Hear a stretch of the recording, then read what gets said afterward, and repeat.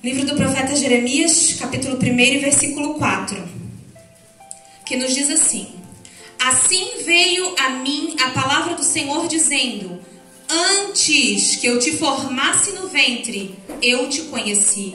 E antes que saísses da madre, te santifiquei, e as nações te dei por profeta. Então disse eu: Ah, Senhor Jeová, eis que não sei falar, porque sou uma criança. Mas o Senhor me disse: Não digas eu sou uma criança, porque aonde quer que eu te enviar, irás. E tudo quanto te mandar, dirás. Não temas diante deles, porque eu sou contigo para te livrar, diz o Senhor. E estendeu o Senhor a mão, tocou-me na boca e disse-me o Senhor: Eis que ponho as minhas palavras na tua boca. Versículo 19, ainda no capítulo 1. E pelejarão contra ti, mas não prevalecerão contra ti, porque eu sou contigo, diz o Senhor, para te livrar. A palavra que eu li nos fala do momento em que Deus oficializa o projeto que ele tem na vida de Jeremias. Por que eu falo oficializa? Porque a própria palavra diz: Antes que eu te formasse no ventre, eu te conheci. Ou seja, Deus está falando para Jeremias que existe uma história e um projeto para ele muito antes de ele ser formado no ventre da mãe dele. Então o projeto já existia, só que Deus vê em Jeremias um momento para oficializar o projeto, para que Jeremias entenda o que Deus tem na vida dele. E aí penso eu, conjecturo eu, né? A Bíblia que diz que como Jeremias foi criado para ser sacerdote e não profeta, Deus entende que em algum momento ele precisa entender o que Deus tem para ele, que não é o sonho dos pais dele, mas é o sonho de Deus. Então neste momento Deus vê: eu vou oficializar o meu projeto na vida dele, eu vou fazer com que ele entenda que o que eu tenho para ele é um serviço de profeta e não um serviço sacerdotal, é um ministério de profeta. Só que Deus já chega oficializando o projeto na vida de Jeremias de um jeito que eu me arrepio nas costas de pensar. Imagina Deus chegando para Jeremias, se apresentando a Jeremias e falando assim para o evangélico: Antes que eu te formasse no ventre, eu te conheci. E antes que saísses da madre, te santifiquei, e as nações te dei por profeta. Deus sabia de todas as indagações que Jeremias poderia fazer naquele momento. Senhor, fui criado para ser sacerdote, recebi uma educação toda voltada ao serviço sacerdotal, não posso exercer o projeto. Senhor, sou uma criança, que foi o que mesmo assim ele falou, porque a gente sempre tem uma desculpa para Deus.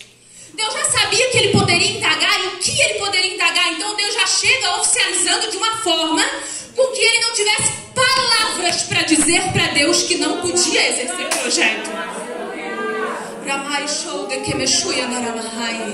E eu falo para mulheres que chegaram neste lugar, dizendo para Deus: Senhor, eu não posso exercer o projeto, porque olha a família que eu vim, olha quem eu sou. Senhor, eu nasci em uma família que os meus pais, eles são idólatras, católicos, não recebi uma educação cristã. Senhor, eu não posso exercer o projeto, olha para o meu esposo, olha quem ele é. Senhor, eu não posso exercer o projeto, olha para os meus filhos. Senhor, eu não posso exercer o projeto porque eu sofri todo tipo de trauma na minha infância, eu não posso exercer o projeto. Enfim, são tantas as indagações que nós fazemos a Deus para dizer para Ele que nós não podemos exercer o projeto que Ele tem na nossa vida. Mas aí Deus está sussurrando desde de manhã neste lugar: Antes Maria, antes Joaquina, antes Josefina, antes que eu te formasse no ventre, eu te conheci. O salmista Davi vai salmodiar em um dos seus salmos, Salmo 139, versículo 16, e vai dizer: Os teus olhos viram o meu corpo ainda informe, e no teu livro foram escritas todas essas coisas, as quais iam sendo dia a dia formadas, quando nem ainda uma delas havia. O salmista está salmodiando, dizendo, como se ele estivesse dizendo assim, ó: Deus escreveu uma história em um livro para nós. Deus já tinha escrito que a irmã fulana de tal existiria, e ela existiu. Irmãs, vocês acham que eu acredito mesmo que para uma vida existir depende apenas de vontade humana? De uma conexão humana? Vocês acham mesmo que eu acredito que uma vida existe porque um homem e uma mulher decidem que existe? A Bíblia é bem clara quando ela nos traz várias mulheres estéreis que deram à luz. Porque para uma vida existir, não depende apenas de vontade humana. Apenas de vontade humana. Eu creio em um Deus soberano. Ele tem o poder da vida e da morte nas suas mãos. E esse Deus disse, haverá vida e vai haver vida. Vocês acham que eu acredito que um bebê nasce com um cordão umbilical todo envolto no pescoço? Os médicos tiram da barriga da mãe roxo, quase morrendo, e dizem assim para a mãe, mamãe, o seu bebê é um milagre, porque minutos a mais na sua barriga ele morreria. Vocês acreditam que eu acho que uma equipe médica multidisciplinar profissionalíssima salvou a vida dessa criança? Eu creio em um Deus que disse haverá. Eu creio em um Deus que tem o poder e cuida da vida até o momento em que ela estará salva.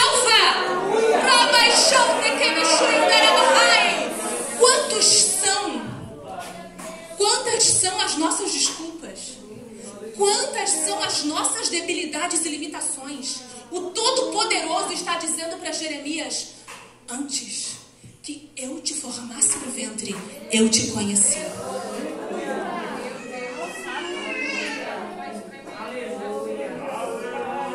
Irmã, tu não me conhece. Eu tenho um temperamento predominantemente difícil. Eu sou braba antes. Irmã, tu não me conhece. Tu não sabe quem eu sou. Tu não sabe nem um pouco da minha história. E eu não preciso nem saber. Eu só sei que antes.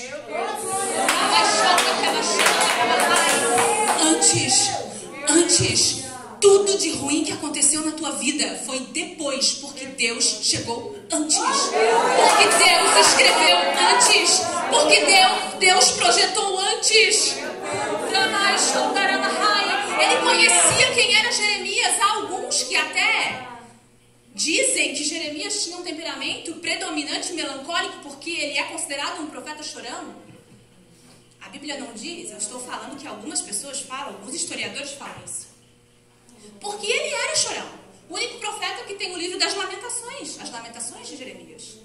É como se Deus estivesse dizendo para ele, irmã Juliana, eu sei que tu vai chorar mais. Tu não vai ser como Ezequiel, como Isaías. Tu vai sofrer mais para exercer o projeto. Mas eu te chamei para ser profeta. Se tu vai chorar mais para fazer o que eu tenho na tua vida ou menos, não importa. Eu te chamei, eu escolhi. Eu sou todo-poderoso. Não importa se tu vai sofrer, vai chorar, vai passar guerra. Irmão, mas eu passo guerra que ninguém passa. Não importa. Ele te conheceu antes mesmo de a tua mãe saber que existia um ser humano sendo gerado dentro dela. Ele te conheceu. Ele te formou. Ele escreveu um projeto para a tua vida. Eu podia ficar falando aqui do antes durante todo o tempo. Porque é lindo ouvir que Deus tem um projeto na nossa vida antes. Mas sabe com o que eu me preocupo? Porque hoje a gente vai para casa, se Jesus não voltar, amanhã é segunda-feira. E amanhã você vai continuar sendo a mulher que você é. Claro que diferente, porque hoje você vai ter que sair deste lugar um pouco diferente. Mas você vai continuar sofrendo guerras, lutas e dificuldades. Enquanto a gente não chegar no céu, vai ser assim. E aí você pode sair daqui pulando num pé só, porque antes de qualquer coisa, Jesus chegou. Antes de tudo de ruim que aconteceu na minha vida, Jesus já chegou, já sonhou, já projetou. Só porque, enquanto Jesus não voltar, a gente vai passar algumas guerras, algumas lutas e algumas dificuldades para alcançar esse céu tão maravilhoso. Por isso, vamos ler Jeremias 18 e 1. Para a gente entender um pouquinho o processo que a gente passa para viver o antes de Deus na nossa vida.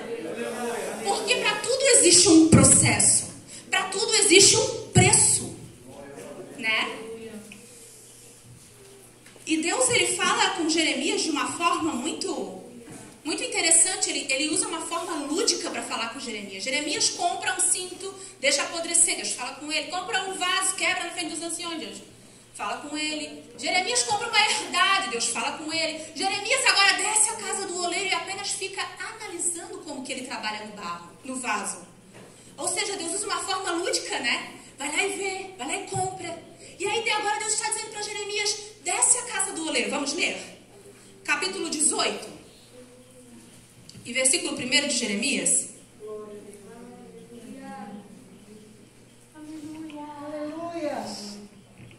A palavra do Senhor que veio a Jeremias dizendo, levanta-te e desce à casa do oleiro, e lá te farei ouvir as minhas palavras. E desci à casa do oleiro, e eis que ele estava fazendo a sua obra sobre as rodas. Como o vaso que ele fazia de barro se quebrou na mão do oleiro, tornou a fazer dele outro vaso, conforme o que pareceu bem aos seus olhos fazer. Então veio a palavra do Senhor, então veio a mim a palavra do Senhor dizendo, não poderei eu fazer de vós como fez este oleiro? Primeiro que Deus não falou com Jeremias em casa. Jeremias teve que se movimentar, sair de onde ele estava porque Deus queria falar com ele. Às vezes é assim, né? Por mais que a gente tenha intimidade, Deus fale com a gente, às vezes a gente tem que sair de casa e vir para o retiro, porque aqui Deus vai falar com a gente. A gente tem que sair de casa e ir para a igreja, ir para a oração, porque algumas vezes Deus fala com a gente, né? E veio a minha palavra do Senhor, mas nesse momento Deus queria falar com ele lá na casa do oleiro. Então às vezes a gente tem que ter uma atitude, um movimento, entrar em movimento para que Deus fale com a gente. E aí Jeremias começa a analisar como que o oleiro trabalha no vaso. E a gente sabe que existem mais de 200 tipos de barro, mas apenas 8 servem para fazer o vaso. O oleiro ele chega lá na barreira e ele vai escolher o barro. O barro ainda está bruto, mas ele sabe que barro que vai servir para ser vaso e que barro que não servirá para ser vaso. O oleiro escolhe o barro pela aparência. Ah, esse é mais escuro, é melhor. Esse é mais clarinho, é melhor? Não. O oleiro escolhe pela experiência que ele tem. Não é o barro que diz para o oleiro, oleiro, me vê, me leva, eu sirvo. Não. É o oleiro que enxerga no barro uma consistência. Ou seja, este barro aguentará o processo. Leva. Este barro aguentará o processo. Leva. E aí ele leva o barro para a olaria. Chega na olaria, o barro passa por uma peneira. E nessa peneira saem todas as impurezas grossas que existem no barro. Depois da peneira, o barro vai para o processo do amassamento, né? E lá no amassamento tem uma lona, ele estica uma lona preta e começa a amassar o barro com os pés, porque com a força, os pés têm mais força e com as mãos perde a força logo. E esse processo aqui é para sair aquelas impurezinhas que ele não conseguiu ver e que não saiu na peneira. Aí vão sair aqui, aquela coisa mais grossa que todo mundo vê, sabe? Aquela dificuldade exterior que a gente tem, que o pastor consegue ajudar, a líder consegue ajudar, todo mundo consegue ajudar, o marido ajuda, a amiga ajuda, porque é exterior, todo mundo vê. Sai no amassamento dos pés. Mas depois do amassamento, ele vai para o processo da curtição, que eu vou preferir chamar de o processo do esquecimento. E lá no processo do esquecimento, ele é jogado num canto e literalmente esquecido. Lá vai sair as bolhas de ar que existem no barro. E o que é a bolha de ar? É algo que está no barro, mas não faz parte do barro. Se você tocar, estoura e sai ar. É bolha de ar. Aqui é um processo que ninguém gosta de passar. Aquele processo que tu existe, irmã, mas tu é invisível ao mesmo tempo, sabe? Parece que as pessoas esqueceram que eu sei cantar, não me colocam mais para cantar no coral. Parece que todo mundo esqueceu que eu toco, meu Deus, não me convidam mais para tocar. Parece que todo mundo esqueceu que eu prego, não entro mais na escala. O que está acontecendo? Eu existo e sou invisível. Aí aqui existe um problema muito sério, pessoal. Que se a gente não entende, né, que a gente está nessa etapa do processo, a gente se levanta contra o pastor, contra a líder da UF, a gente se levanta contra todo mundo na igreja. Pelo amor de Deus, gente, todo mundo decidiu esquecer. As pessoas estão sendo usadas por Deus para exercer uma etapa do processo que tu precisa passar. E aí, se tu se levanta contra as pessoas que estão sendo usadas por Deus, tu traz maldição e destruição, porque tu não vai passar para a próxima etapa. Tu vai continuar no esquecimento. Aqui sai a soberba, sai o orgulho. Sabe quando você vê alguma pessoa assim, alguma irmã assim, que levanta o nariz, bota o peito pra frente, eu sei, eu faço, isso acontece, e não bota mais Jesus na frente? Ou tá no processo do esquecimento, ou vai pro processo do esquecimento. Porque no processo do esquecimento sai tudo aquilo que está no barro, mas não faz parte do barro. O orgulho, a soberba, né? Tem gente que gosta de ser paparicado, mas para se tornar vaso vai ter que passar pelo processo do esquecimento. Para aprender que a gente tem que aguentar a pressão. Porque o barro, o vaso, depois de pronto, se tem uma coisa que ele tem que aguentar, é pressão e impacto. Porque ele vai ter que ser levado, de repente, de cidade a cidade. Chega na loja, ainda vai depender de um cliente que gosta. Se o cliente que leva para casa tem filho, então nem se fala. Ele tem que aguentar impacto. Ele tem que passar pelo processo do esquecimento. E se você chegou aqui nesta noite, está no processo do esquecimento, está na etapa do processo do esquecimento, não está entendendo esta etapa, está se levantando, pelo amor de Deus, gente, todo mundo decidiu te esquecer, eu vou falar de volta. Que isso? Todo mundo. O pastor não dá, não presta, porque o pastor me esqueceu. Sai, o pastor volta, me esqueceu. Sai, ali tem volta outra, me esqueceu. Todo mundo decidiu esquecer? Claro que não.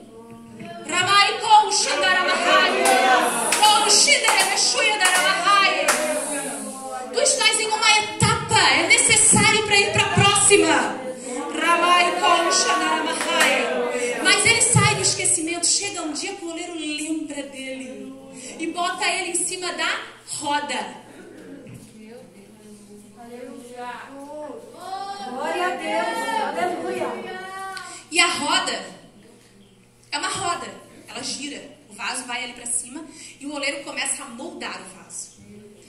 E algo que está girando não tem direção, né? Não sabe que rumo tomar.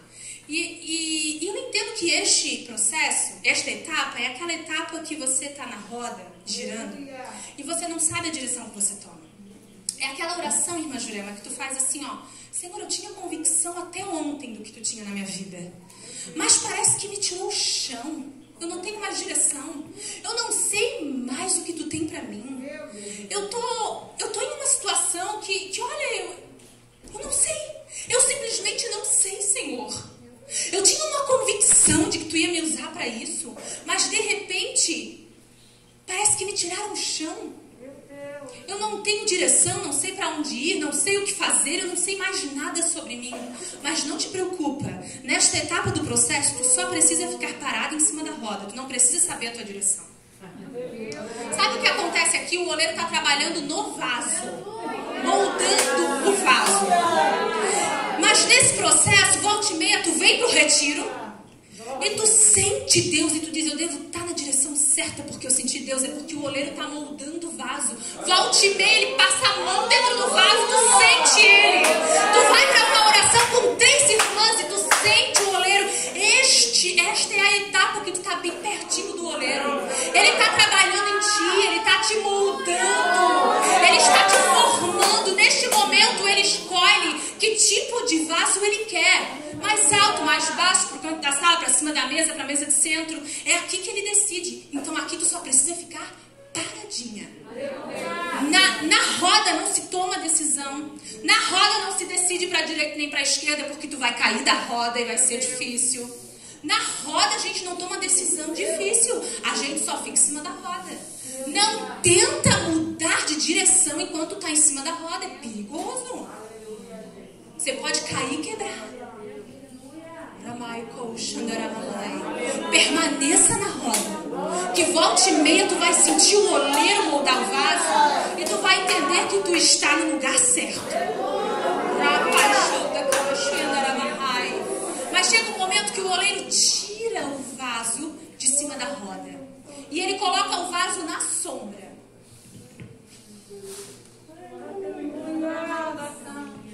Em um lugar que bata muito vento. Aí a gente começa a dizer misericórdia, porque ninguém quer falar de vento, né? E lá ele precisa secar para ir para a próxima etapa. E ele fica lá na sombra, secando. O oleiro deixa ele lá. O oleiro sabe, irmã Jurema, que ele precisa passar pelo vento. E aí a gente começa a ficar toda amassadinha, irmã. E vem pra cá da UF que eu vou como líder, porque eu não aguento mais esse vento. Daí a gente vem pra cá e diz, Senhor, é o último retiro da UF que eu vou como regente, que eu vou como alguém que canta no coral. Eu não sei, que eu vou como qualquer coisa, porque eu desisto é hoje, eu não aguento mais o vento. Aí o oleiro, tu ora, o oleiro não te tira do vento, tu não entende por quê, tu não entende por quê. Ele sabe que tu precisa passar pelo vento. Ele sabe que o vento é necessário na tua vida. Ele sabe que só tu passando pelo vento é que tu pode ir para a última etapa do processo. Aí aqui é aquele processo, aquela etapa que a gente passa, que você recebe alguém na sua casa, te traz uma notícia ruim, batem na sua porta, notícia ruim, telefone toca, notícia ruim. Eu nunca via tanta coisa ruim que acontece com a família da gente, com pessoas que a gente ama. É o vento, é a etapa da secagem. Parece que todo mundo da minha família decidiu morrer no mesmo ano. É o vento, é a secagem, faz parte do processo. Ramai show de Kamashai, Ramai o Yandaramahai, Rasou de Kishu Yandaramahai. E a gente esperneia e diz, eu vou no último retiro, se o Senhor não me tirar desse vento, eu não saio. E tu vem no retiro e a irmã é usada para dizer, o oleiro não vai te tirar do vento. Só quando tu estiver seca, pronta para ir para a próxima etapa.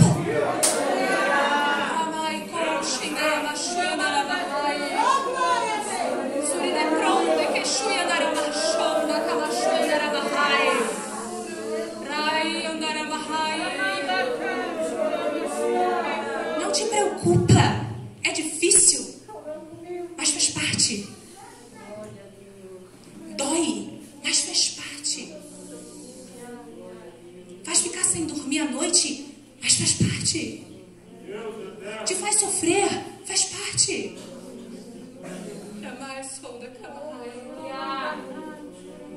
Mas depois que o vaso está sequinho, o oleiro pega o vaso e coloca ele no forno. E lá ele tem que ficar 24 horas direto sem ser tirado. Por quê? Porque às vezes fica algumas coisinhas internas que o oleiro não viu, mas que ele sabe que pode ficar. Então, o processo do forno é super necessário. Aqui são aquelas coisinhas internas que tem no vaso, sabe? Porque o exterior, quando a gente aceita Jesus, quando a gente vem para a igreja, todo mundo consegue te ajudar.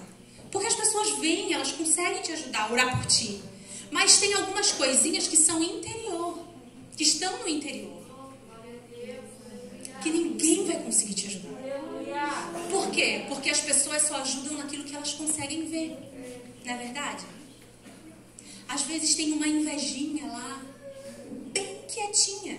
Mas quando a irmã se sobressai um pouco, ela vem pra fora. Tem que passar pelo forno. Às vezes tem aquele ciúmezinho, bem quietinho, nem dá pra ver, mas é uma bênção. Mas é só a líder abraçar muito outra irmã, que já vem pra fora. Tá entendendo? Tem coisas internas, tem traumas que a gente passa na infância, que ninguém vê, ninguém sabe, ninguém conheceu, mas precisa passar pelo forno para que essas impurezas apareçam e possam sair.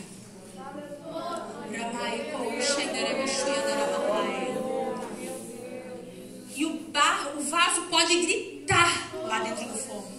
Ele pode berrar, ele pode chorar, ele pode gritar. Porque gritar, berrar, chorar faz diferença pra mim, mas pra Deus não. Se Ele sabe que tu tem que passar por aquela etapa, tu vai passar e pronto.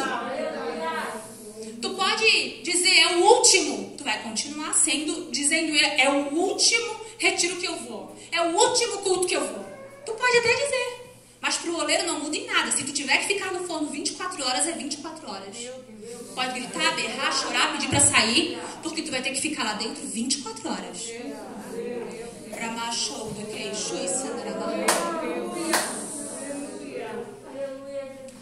A palavra vai nos dizer lá no 4, eu quero ser rápida, que eu sei que as irmãs estão cansadas. A irmã Cida disse que eu posso ir até às 10, mas eu não vou, irmãs.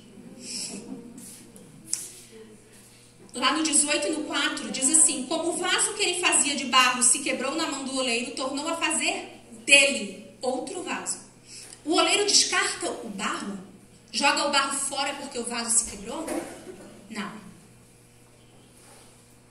Ele reforma o vaso que se quebrou, passa um super bonde e continua o processo? Não.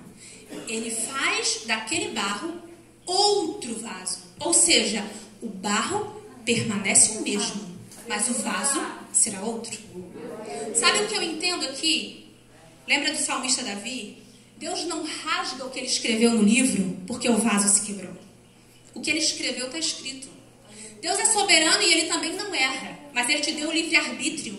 E de repente tu se quebrou. Não foi o oleiro que te quebrou. Tu se quebrou. Aleluia. E eu entendo aqui como se Deus estivesse dizendo assim para Jeremias. Porque Deus está falando para Jeremias do povo de Israel. O povo se quebrou. Eles começaram a adorar outros deuses, não querem mais saber do Deus verdadeiro. Mas eu não jogo o povo fora se ele se humilhar. O povo continua o mesmo, mas o plano é diferente. O plano é outro, o vaso é outro. Porque às vezes tem direções que a gente toma que o vaso se quebra. Deus não é pego de surpresa, porque ele é soberano. Ele sabia que tu poderia tomar aquele caminho. Então ele tem um plano para aquele caminho. O plano muda, o projeto permanece.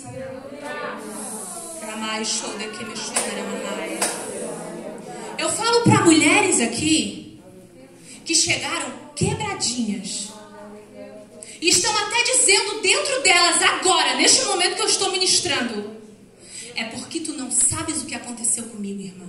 Por isso que tu diz isso. Eu quero te dizer, movida pelo Espírito de Deus nessa noite, não importa o que aconteceu contigo, o oleiro está dizendo: o barro permanece o mesmo, o vaso será outro.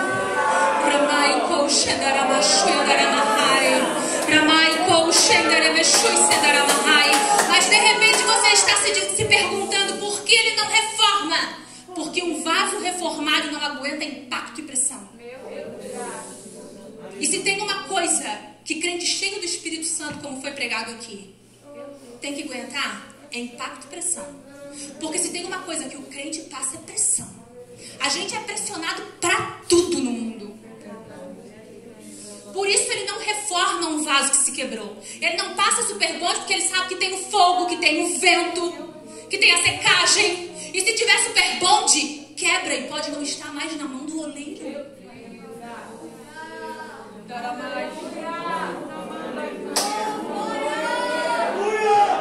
De repente você está aqui e está dizendo: ah, irmã, tu não sabe.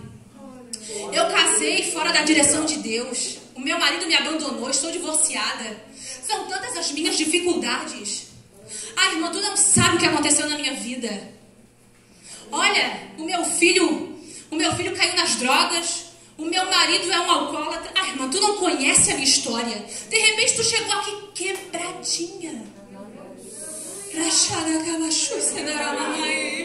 Deus está falando contigo. O plano muda, mas o projeto não. Por te amar, ele tinha um plano para este caminho que tu pegou, mas ele não rasgou o projeto. Mas ele não rasgou o projeto. Mas ele não rasgou o sonho.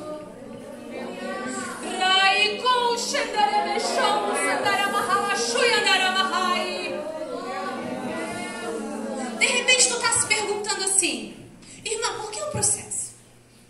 Nossa, por que tu não ficou no antes? Porque estava tão bom. Por que tu teve que falar do processo? Aí no processo doeu, machucou, feriu. Sabe por que o processo? Eu vou usar um exemplo aqui, bem simples, que é para que você entenda. Vocês têm uma bolsa aí pequenininha? Que dê para usar? Da irmã Cida, pode ser, irmã Cida? Eu vou usar um exemplo bem simples para que tu entenda por que o processo. Tudo tem um processo.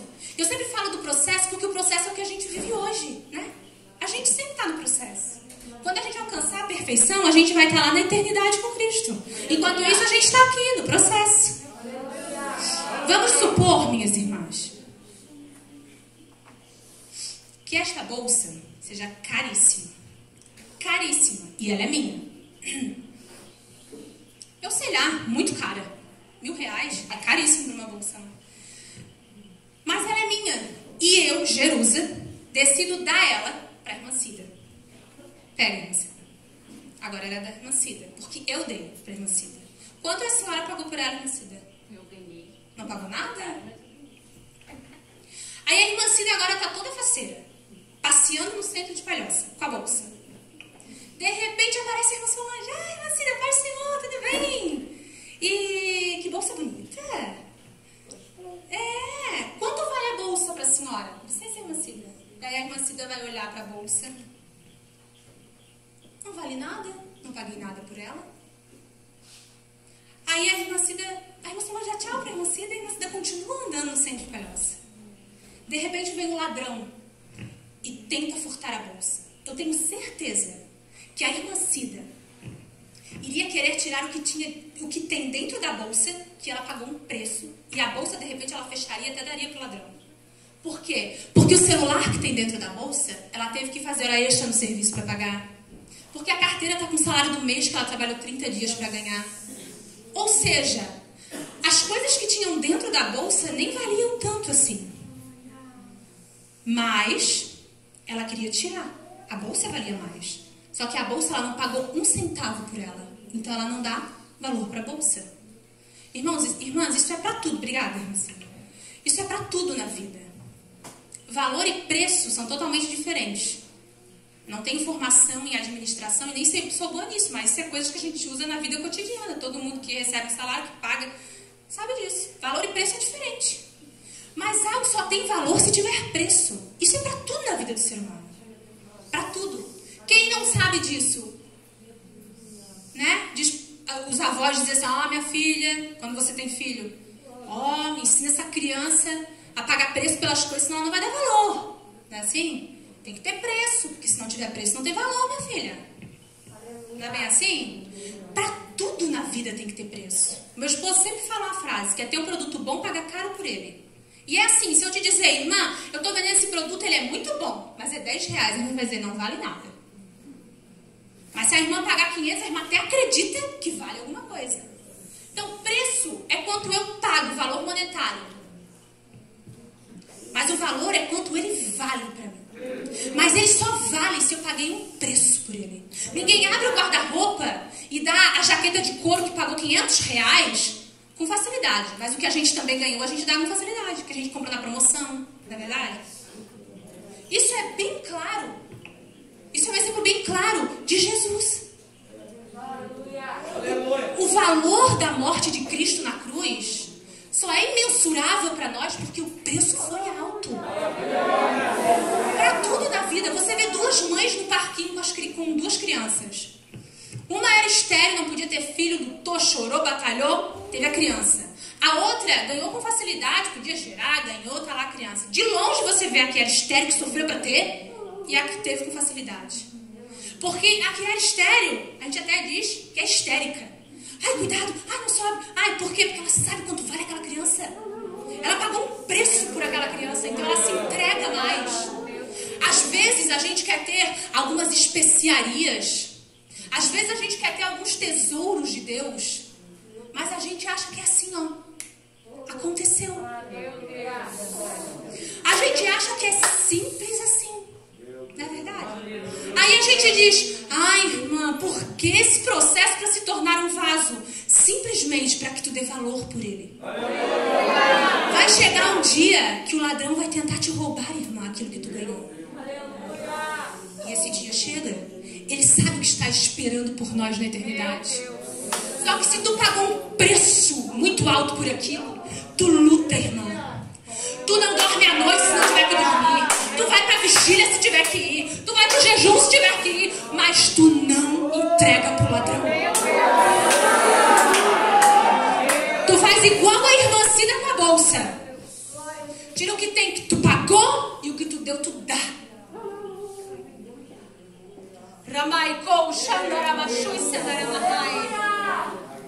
Deus sendo poderoso em sabedoria faz com que a gente pague alguns preços. para obter algumas coisas. E só assim a gente dá valor para aquilo que a gente recebe. E só assim a gente é grato por aquilo que a gente tem. Ramai show de que shu sandara mahai. Ramai ko shendere me shu yandara masandara mahai.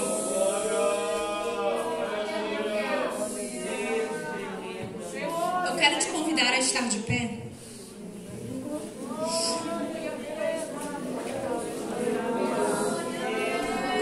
Irmãs, não pensem que o projeto de Jeremias foi fácil.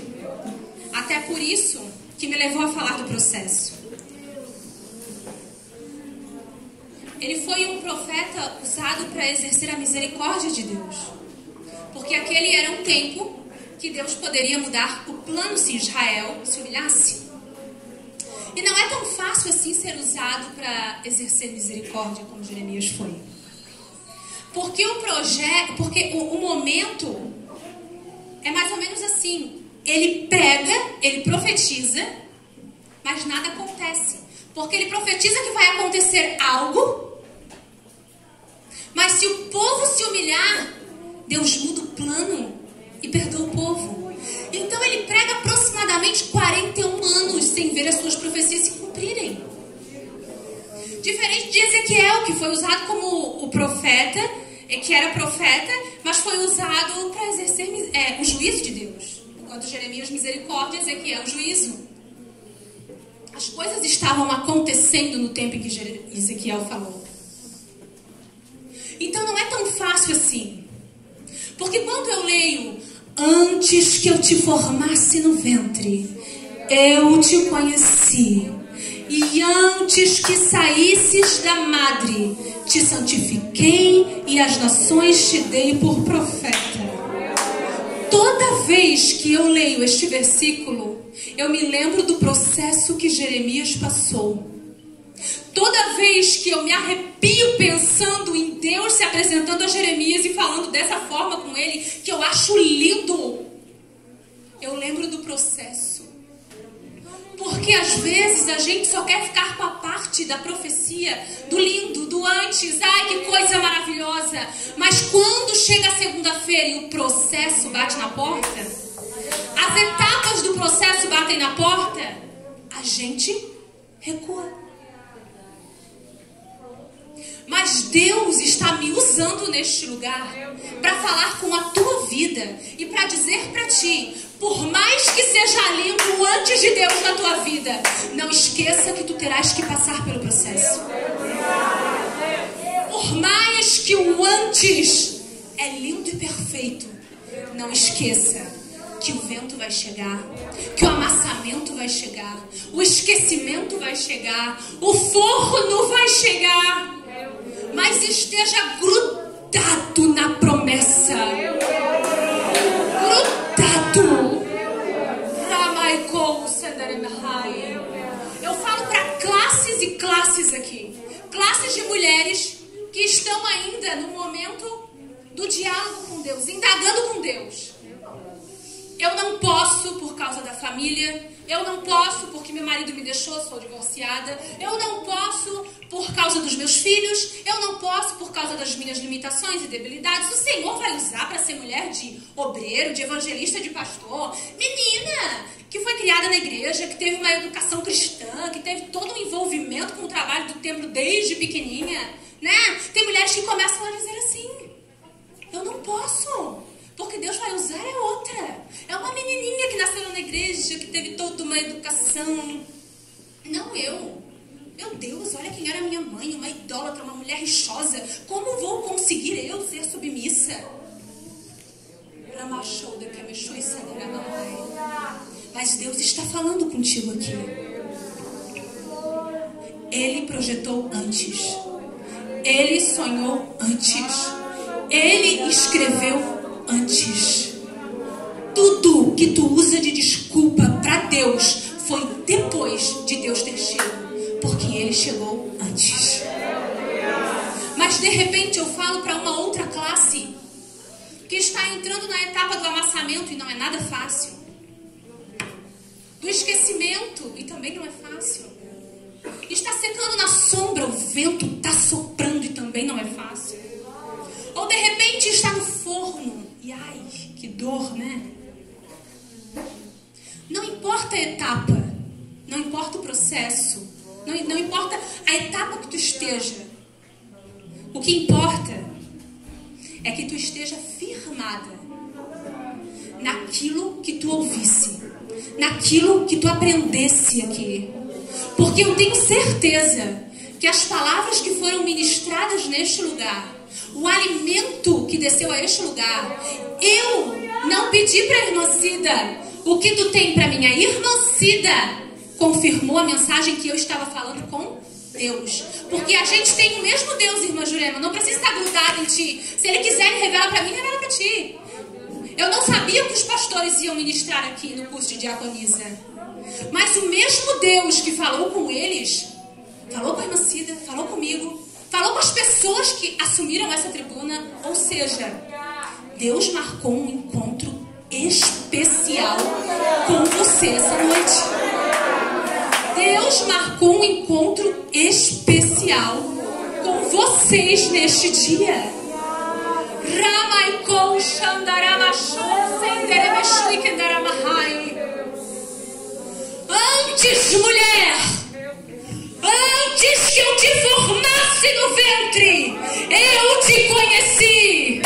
Ramaikou Senderebeshuikendaramahai. Antes, Sharai Sou de que Pro Senderebeshuikendaramahai. Antes,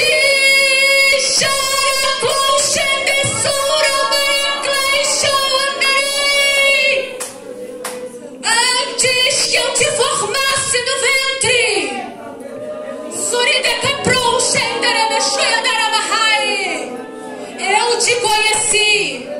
Não saia deste lugar da mesma forma que tu entrou. Não vá para tua casa da mesma forma que tu chegou aqui. Porque o Espírito de Deus está bradando neste lugar desde de manhã.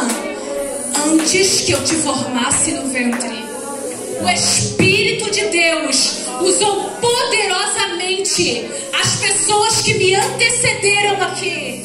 E está falando: antes, não tenha medo. Antes, não retroceda. Antes. Ramakou Shendesuya Daramashou Andaramahai. Ramaikou Shindesou Shenderemeshu Sendekemeshu Andaramahai. A oportunidade está aberta. O momento é esse, é hoje, é agora. Você não pode perder a oportunidade que Deus preparou para este momento. Você não pode perder a oportunidade de receber uma oração movida neste lugar pelo Espírito de Deus para a tua vida. Você não pode perder esta oportunidade.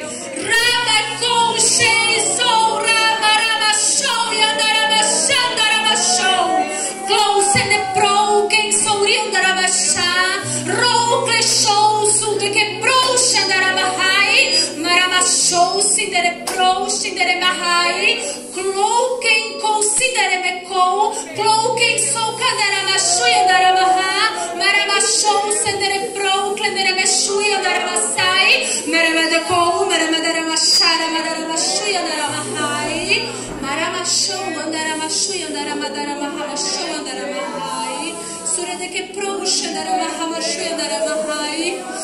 Deus está falando. Ramaikou Sheisou Yandaramachou Uidequeprou Cinderemechou Ramahamahai. Com mulheres que chegaram aqui. Ramaikou Ruyandaramachou Ramaramaramaramaramaramaramaramaramaramai. Você saiu de casa. Raiklou Xiandaramachou. E você disse assim: Ruikou Yandaramahai Uirekechou Uidaramashu Yandaramahai. Deus, eu estou sem direção. Rui Clou, Riandarama Show, Cindereme Pro, Kendaramahai. Eu não sei mais para onde ir. Sukei Show, sai mais show. Parece que me tiraram o chão e eu não tenho mais direção. Suriandarai, Clou, Shendei, Suriandaramahama, Show, Daramahai. Eu até tive um dia convicção do que tu tinha para mim. Maramachou, Maramacharamahai. Mas eu perdi toda a convicção que eu tinha. Ramachou, Cinderamahai. E eu tenho um último pedido para ti, Senhor. Você falou assim. Raiklou, Shendereshu, Sandaramahai. Fala comigo naquele lugar, porque eu preciso ouvir a tua voz. Rai show da Kamashu Yandaramahai. Rui Sendekeprou, Sunderemeshou, Sendaramahai. E Deus está falando contigo aqui. Eu estou te dando mais uma oportunidade. Ramaikou, Shui Sendaramahai. Ramachou, Senderemeshui Kandaramahai. Eu não vou te reformar. Eu vou te remoldar. Ramaikou, Shui Sendaramahai. Mas tu precisa ser humilde para voltar ao processo que tu já tinha, as etapas do processo que tu já tinha passado. Rui Shou Seidekou Shandaramaha. Eu não sou o Deus que reforma as coisas. Ramaikou Shui Sendaramahai. Eu refaço aquilo que se quebrou. Ramaikou Shandaramashui Sendaramahai. Mas você precisa ser humilde. Raikou Pro Shai Sou Riandarai. Para voltar às etapas que tu já tinha passado. Mas se tu tomar uma decisão hoje, de dizer para o oleiro, eu aceito voltar às etapas. Ramaikou Shui Sendere Pro. Tu vai ver. Ramachou Sendekemeshui Andaramahai.